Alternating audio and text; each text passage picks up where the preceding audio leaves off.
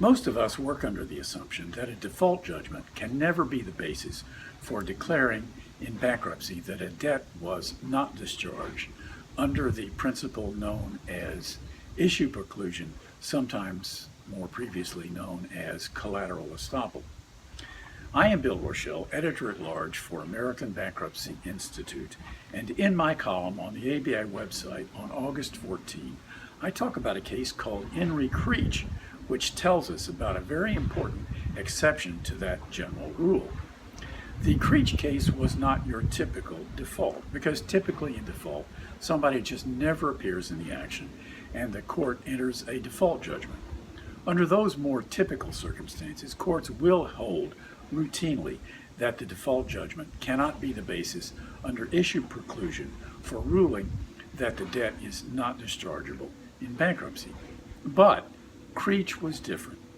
In that case, the plaintiffs alleged that the defendants had engaged in violations of state securities laws. The defendants answered the complaint.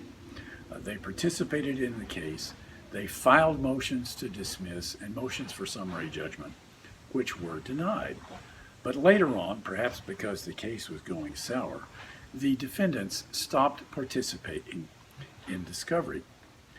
Eventually, the trial court issued terminating sanctions, that is to say, issued a judgment by default saying that the debtors had indeed committed violations of state securities laws. Well, later these defendants filed bankruptcy, but the 11th Circuit tells us in the Creech decision that yes, collateral estoppel or issue preclusion can apply because, and this is very important, the defendants had actually participated in litigation.